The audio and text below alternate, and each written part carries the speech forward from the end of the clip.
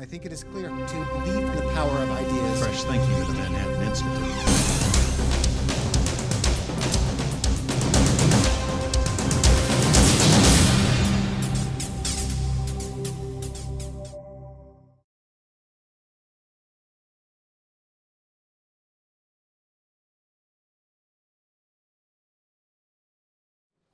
Good morning. This is a school crowd, I can tell that. And welcome to the Manhattan Institute's conference examining the question of whether mayoral control can help improve urban public school systems. I'm Howard Husick. I'm the Vice President for Policy Research here at the Manhattan Institute.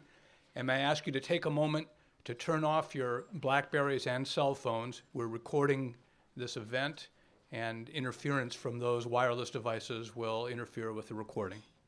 Thank you very much. Historically, public school systems in the United States have been overseen by boards specially chosen for the purpose.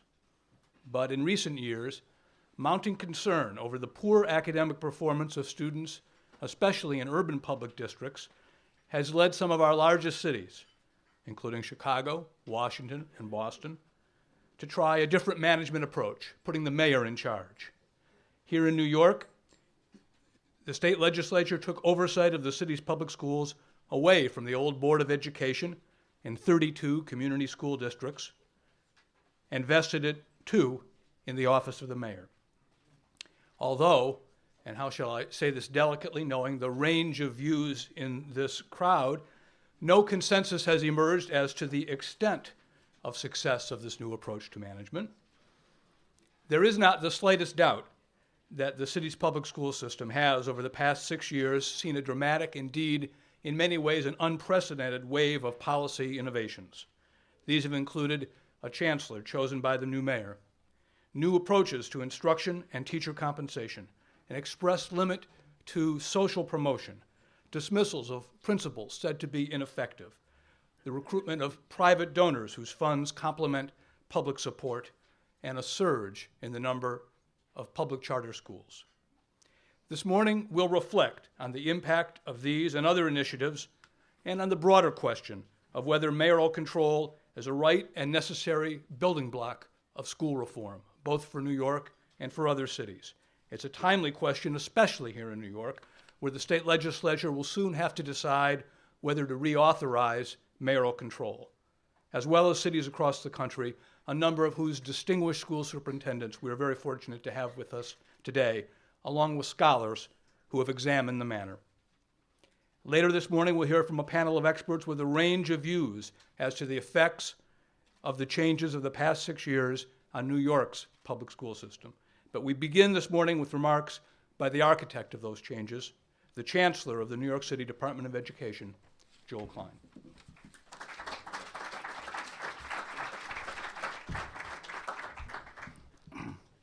Good morning.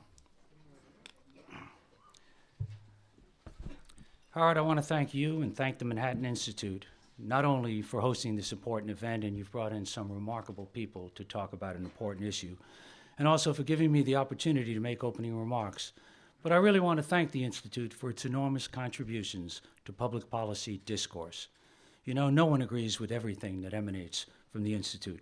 In fact, I found that in the field of education, even its own fellows don't always agree with one another. But no one can doubt, and no one can deny that the Institute is a powerful source for innovative and thought-provoking analysis on the key issues that affect our city, and for that I thank you and commend you.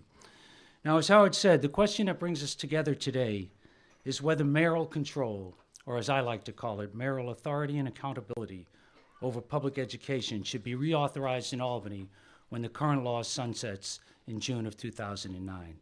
In answering that question, I want to start with two assertions that I hope are shared by everyone in this room. First, K-12 education in this city and throughout the urban areas in America has long failed to deliver adequate results. Many, indeed far too many children, especially those who come to school with the greatest challenges, are not receiving the education they need and deserve. The debate over the past half century on this issue has been noisy and often polarized, but this simple if tragic truth is that more than 50 years after Brown versus the Board of Education and 25 after A Nation at Risk, we have an enormous racial and ethnic achievement gap that is now being exacerbated by the growing achievement gap separating this country from our global competitors. Number two, fixing education is going to require bold and strong leadership. Truly significant change is never easy, and it certainly won't happen quickly. But absent transformative leadership, we can expect that school reform will continue to be dominated by incremental, crowd-pleasing proposals, almost all of which require more money. We know from experience those proposals have been enacted, but we know from experience that they won't have anywhere near the necessary impact. Now, if you accept those two fundamental points, then the next question we need to discuss is what governance structure is most likely to get us the leadership we need to do the transformative work that we know must be done. And I submit the answer to that question is strong mayoral authority and accountability, essentially the system we've had here in New York City since 2002, when Mayor Bloomberg was courageous enough to go to Albany and work with our legislature and governor to get this done. And let me be clear, I'm not arguing that mayoral authority guarantees success, only that it's a necessary prerequisite to it. Why do I say that? For two reasons. One, by definition, any other form of governance will be weaker, less stable, and less accountable to the city, all things that undermine the possibility of the necessary strong leadership. Indeed, from what we've seen across this country, and from this city's own awful experience with school boards and divided authority, we know that traditional school board governance has not gotten the job done. Matt Miller had it exactly right in last month's Atlantic magazine when he wrote an article entitled, "First, Kill the School Boards." Number two, our own experience in New York City over the past 5+ years demonstrates that with mayoral authority and accountability, we have been able to take major, potentially game-changing actions in public education, and Howard alluded to that in his introduction. Changes that I submit would not have happened in the absence of mayoral authority. You don't have to agree with any particular program or initiative that I'm going to discuss in a little bit, but it's clear that initiatives of this magnitude, or indeed of greater magnitude, are going to be necessary if we're serious about getting the job done for our kids. And while there's a long way to go in New York City before we have the school system we all want, the results over the last 5+ years reflect significant progress. So let me turn to my first point. Meaningful school reform takes strong and bold leadership. And let's be honest, no one has a better shot at that than the mayor. He or she is obviously the most important elected official in the city, has the most political capital to spend, has the loudest bully pulpit, and the most authority over budget. Make no mistake, there are powerful, well-financed, and politically sophisticated interests that will oppose almost any significant reform, precisely because that reform undermines an aspect of the status quo that one or another interest group supports. It's much easier for special interests to block change and protect the status quo when governmental authority is divided. Those groups can readily pick off individual members of a board, leading to the politics of paralysis that has characterized school reform throughout our nation. Moreover, in a world of divided authority, decisions are often based on the topic of the day or the micro-political considerations, like who gets into which school or which school gets additional funding for which particular project, rather than on the big picture of how do we transform a broken and inequitable educational service delivery system. Individuals, whether they're members of a board or members of a legislature, must address local concerns as well as the problems of their individual constituents. That's their job, and it's also an important part of their political survival strategy. The mayor, on the other hand, is accountable to all New Yorkers and is responsible for looking out for the best interests, short-term and long-term, of the entire city. Let's be frank about this. By definition, reformers are in the business of ruffling feathers. So the person responsible for reform is going to face resistance, angry rallies, vocal criticism, and even, if you can imagine this, an occasional unflattering newspaper story. Withstanding these assaults, believe me, isn't fun, but it's absolutely essential. Let's take a hard issue like closing down a failing school or changing long-standing work rules in a union contract. These decisions look very different in a world of constituent and interest-driven politics than they do in a world of mayoral authority. In short, mayoral authority means we don't ignore the needs of the voiceless, and we have hundreds of thousands of voiceless kids in this city. We don't ignore the needs of the voiceless just because they're not screaming. Meaningful change also requires stability and continuity in governance, something that the mayor also has the best shot of providing. You know the mayor will be there for 4 years and often for 8. And having a chancellor who reports to and is accountable to the mayor means you get both alignment and continuity. Before me, this city turned over chancellors every couple of years or so, which is ridiculous if we want to achieve real change for our kids.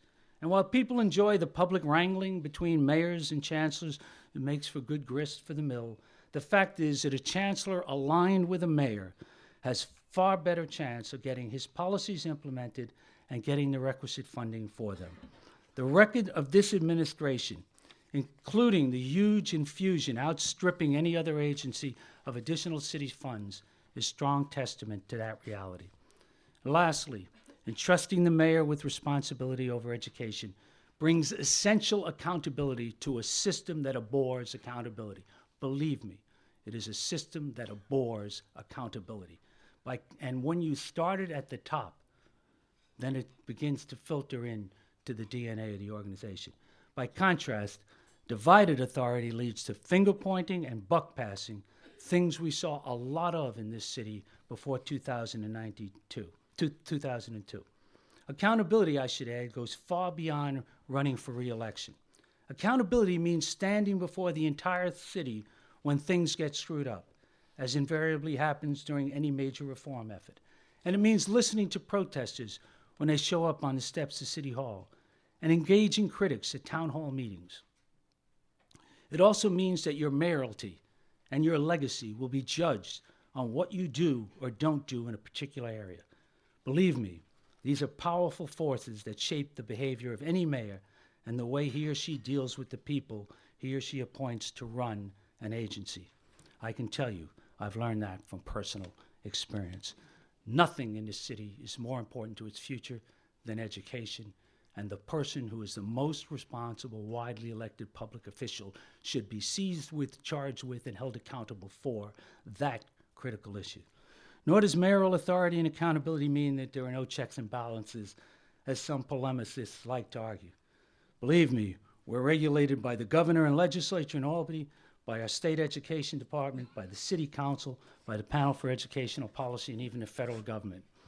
We're also carefully watched by the city and state controllers and the public advocate, all of whom are actively in touch with citizens groups, stakeholders, and the public at large. This, too, is something I've learned from experience. Now I'd like to turn to the past 5 years and look at some of the initiatives I've submit would not have happened in the absence of mayoral authority and accountability. And initiatives I predict in the future will have major impact. Some of those initiatives are just going into effect now. They will have impact long after we are gone, just as some of my colleagues will tell you about things that they did during that tenure that lasted long after they were gone. I'm going to just name a few of them for you. First of all, charter schools. Right when we started, we had 17. Today, 80 are authorized in our city.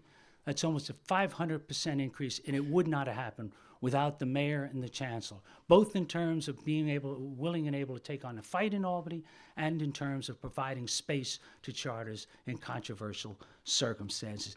That is a potential game changer, and if this city could increase competition and parent choice, we would go a long way toward getting better results in education. We did the same thing with public schools. We opened over 200 new small secondary schools, dismantling large, dysfunctional high schools that had 30% graduation rates. The small schools have more than doubled the graduation rates. We've eliminated, as Howard said, social promotion. Again, not an easy thing, based on a simple premise. The system has to be accountable for its kids, and it's our responsibility to educate them before we promote them. It's much easier to promote them before we educate them. That's what many school districts have done for far too long. And then union contracts reformed. And there's a litany of them, but let me just give you 2 or 3 that I submit would not have happened without a mayor who was willing to stand up and take the heat. We ended seniority and excess transferring and replaced that with an open market system. It is a major change. We eliminated the circular 6R, which is fundamentally a free period, and now it is a supervised period where our teachers are actually working. We added 150 extra minutes a week so that struggling students can learn in classes of no more than 10. That has real benefits for remediation. And we've created substantial pay differentials. I think probably as many, even though not as much as I'd like, but as many as any city has created, in order to motivate our principals and teachers for them to take on the hardest challenges and to reward success. One of the great inequities in public education is that the kids with the highest needs do not remotely get their fair share of the most talented principals and teachers in America. And we have addressed that seriously and significantly unless and until we as a nation are willing to make the changes in the distribution of manpower and human resource systems. We'll never fix that problem. Now with accountability, we grade all our schools with an A to F grade. This increases transparency in the city, and you can argue this school shouldn't have been. We have 1,450 schools. As we move forward, we will improve it. But we are out there letting our parents, letting the media, letting the city look at this accountability system, comparing schools with similarly situated kids, and indeed learning from it. Schools with some of the most challenging populations get very different results, and that's very important to the work we do. School-based decision-making.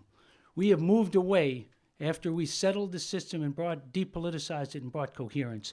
We've moved away from a top-down structure, and schools now have much more authority to decide their policies, how to spend their resources. They can also select, if you will, the bureaucracy they want. They can choose from a menu of 14 people and 14 organizations, 5 of them internal to the department that we created, and 9 of them external, partners who are here in the room. You haven't seen that kind of public-private partnership anyplace else. So now the school, at a price point it chooses, decides how to affiliate with one of these organizations. We put in place fair student funding, again, something that wouldn't have happened without mayoral control, highly controversial, because different schools, for political reasons, used to be funded differently. And what we said is fund the student and let the student have the money carry with him. That will ensure equity, and we're moving that forward. And finally, in an issue we're tackling right now, we're putting in place a rigorous tenure system. In the past, anyone who showed up got tenure. And fundamentally, we're making a lifetime commitment. No rational university should do that. No rational school system should do that. And we are now looking at a range of factors in order to help us decide which teachers we'll make a lifetime commitment to and which we won't. There are other things we've done, but think about the power, whether you agree with the specific or not, the power of those changes in terms of trying to change a culture in an organization that resists accountability and runs fundamentally on the principle of seniority and not merit. And if you want to succeed in public education, you will have to shift the culture from one based on seniority and lifetime tenure to one based on merit and performance and rewards and consequences based on that.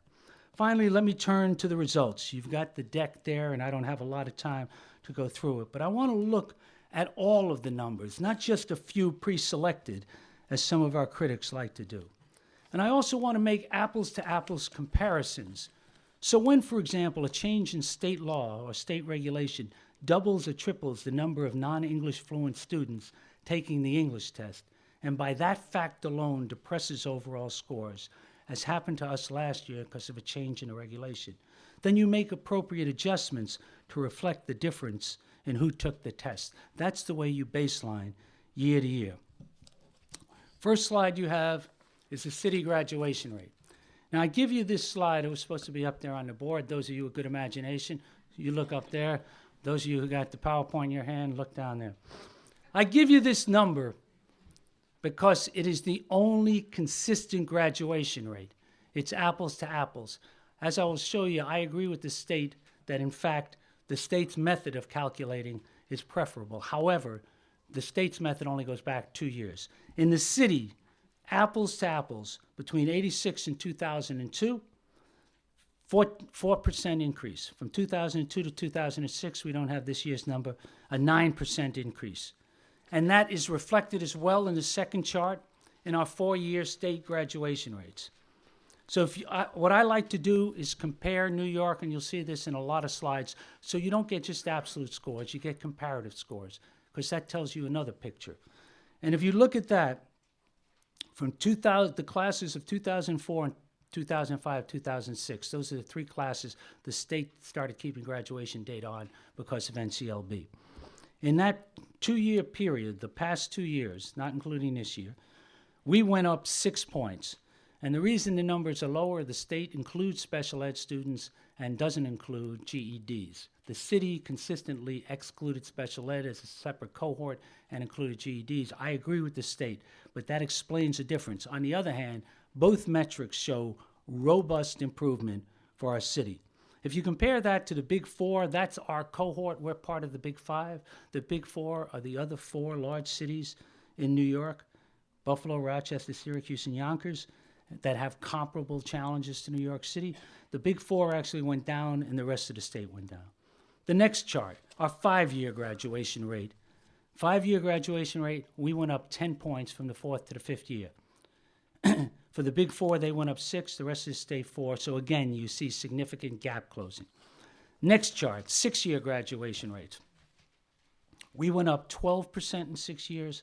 The Big Four, our cohort, went up 7, and the rest of the state 4. Cumulatively, that shows significant gap closing between us and the rest of the state. A long way to go, but clear progress. Next chart. Take a look at the number of students who are taking advantage of college-bound opportunities now. AP exam testers gone up from 17,000 to over 22,000. SATs from 31,000 to 39,000. And most significantly, PSATs from 30,000 to almost 110,000, which will then increase the number of AP takers and SAT takers.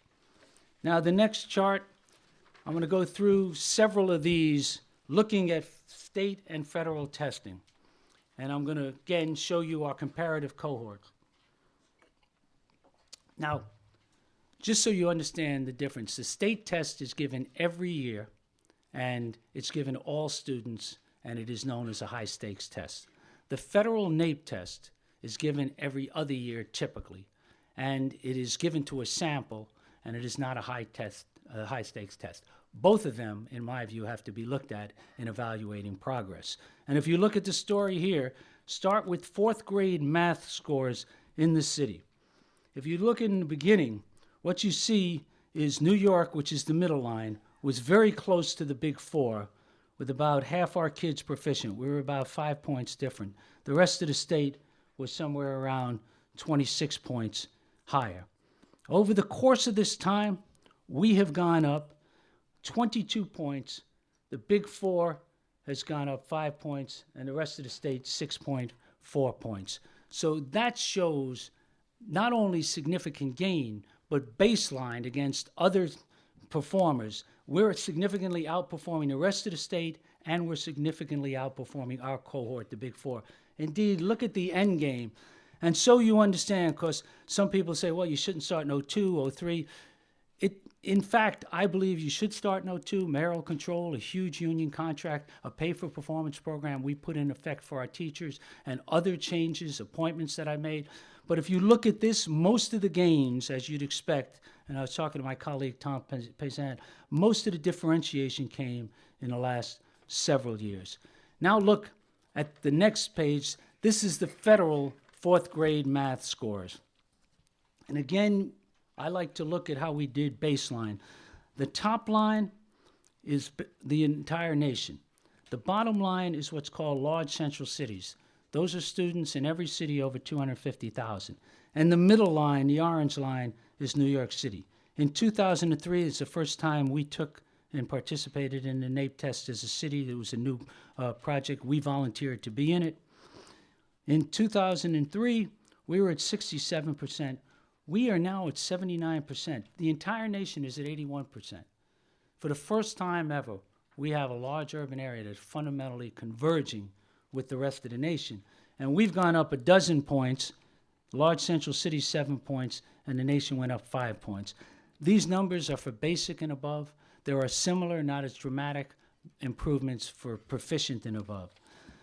Then let's look at the next chart, and here's where I'm talking about apples to apples. Because last year, as the footnote says, the percent of students tested because of a change in state regulation who were English language learners in the English test, meaning that they were obviously going to have problems because they were not fluent in English, went up 3 times from 4.5% to 13.5% of the cohort. So what we did, and indeed Commissioner Mills did the same thing, we backed out the English language learners from each group and looked only at the English proficient students. That way you get apples to apples. And what do you see? Again, a very similar pattern.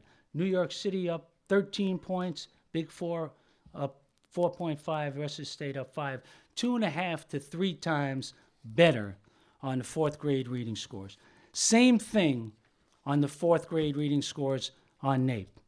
We started tied in 2002 with the large urban cities, and today we are at 63%, which is only 6 points below the entire nation. So we closed the gap with the nation from 16 points to 6 over the course of that 5 year.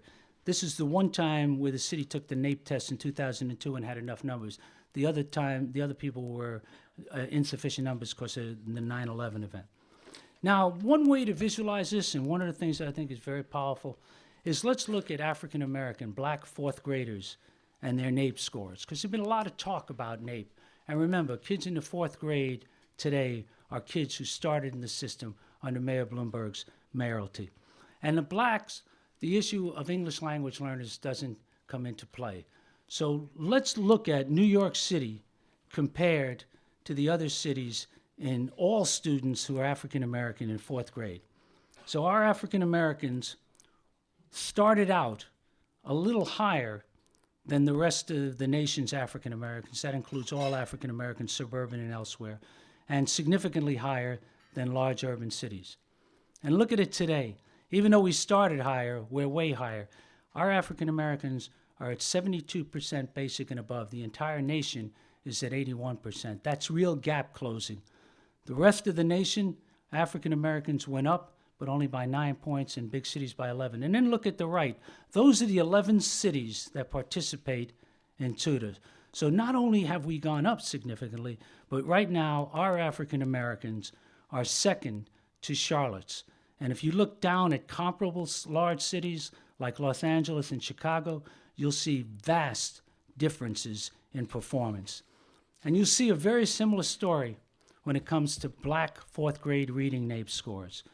We started actually below the nation's blacks in 2002, and today we are at the top of the heap.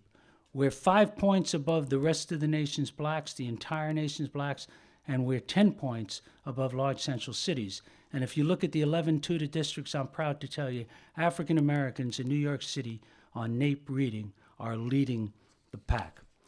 Now let's look at the 8th grade scores. If you look at 8th grade math, you'll see a similar, not quite as dramatic, result on the state tests. Over the course of the 2002-2007, we've gone up almost 16 points. The Big Four has fundamentally gone up a quarter of that, 4 points, and the rest of the state 9 points. So you see gap closing there and outperformance as well as improvement there. On the federal NAEP 8th grade math score, not as dramatic. We have gone up 3 points. The large central cities have actually closed the gap with us by going up 7 in the nation. So fundamentally we're going up, but we're not outperforming. Then if you look at 8th grade English scores, what you'll see is basically we have gone up at about the same rate as the rest of the state and the Big Four. It's the only area where here and in NAPE we're not outperforming our cohorts, and it's an area where I'd be the first to admit we have a lot of work to do, and I've been looking at a whole variety of things. But one of the things I take comfort in is that our 4th grade reading scores are so much higher now than they were in 2002, that should reflect itself in future generations. But this is a challenging area for us, and the next page similarly shows that on our 8th grade English scores, we went down 3, large central cities went up 2, and the nation +1. I would say, and my colleagues say, this is the greatest challenge we face in education is 8th grade English in terms of moving forward. We have a lot of work to do. Next chart, 2007 Broad Prize winner. The Broad Prize selects from 100 different urban school districts. I'm pleased that you'll hear from Tom Paysan from Boston, who served for 10 years and in his 10th year won the Broad Prize. This is done based on the numbers and analysis by an independent firm. Out of those 100 districts, New York was one of 5 finalists the past 2 years. This year, we won. They look at a 3-year window, and the window this year was 2003 to 2006. And then the final chart, one that I find particularly gratifying, is there's an independent group not related to us called Community Service Society. Many of you know David Jones. Community Service Society, long before we got here, has been surveying 3 groups of people to see how they respond to city services: the poor, the near poor, and the moderate and higher income groups. These are parents of kids in the public school system. In 2002, 24% of the poor, 47% of the near poor, 59% of moderate and higher people said their kid's school was an A or a B. Now let's look at 2007, their latest survey. 24% went to 64% of the poor saying their kids were in an A or B school. That is a profound increase. The near poor also went up significantly, 47 to 64, and even the moderate and higher income people went up 7 points from 59 to 66. So you see not only a rising tide toward excellence, but even more dramatically, a rising tide toward equity, so that now about 2/3 of each group thinks its kid is in a school that's an A or a B school. As I said at the outset, there is a lot of work to be done, a lot ahead of us. I'm proud of the record we've accomplished under the mayor's leadership, but I hope and pray for the best for this city, that in the future, those achievements get taken to an entirely different level. Far too many kids drop out of school. Far too many kids are not getting the education they need. It won't be easy, but if we abandon mayoral control and take the mayor out of the ability to take on the tough and often politically controversial challenges, we will be making a huge mistake. I look forward to the people in this audience working with you to make sure, whoever the next mayor and next chancellor are, we do right by our kids. Thank you for your attention this morning.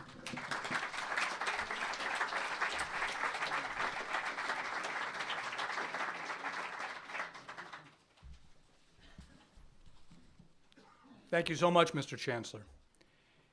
Our second panel this morning will reflect quite directly on the comments that the Chancellor has made. But first, we're going to go in the order of his speech and reflect on the first part of his remarks, those which I would summarize as first kill all the school boards. And our distinguished panel will share with us experiences with school boards and mayoral control from around the country. To guide us through the next panel and to moderate it is Marcus Winters, Senior Fellow in the Manhattan Institute's Center for Civic Innovation, one who has specialized himself in education research, including research on a number of the areas in which the Chancellor just discussed: social promotion, merit pay for teachers, and actual graduation rates. Please join me in welcoming Marcus Winters. I think it is clear how fortunate we are to believe in the power of ideas. Supply the common sense and the fresh thinking of the Manhattan Institute.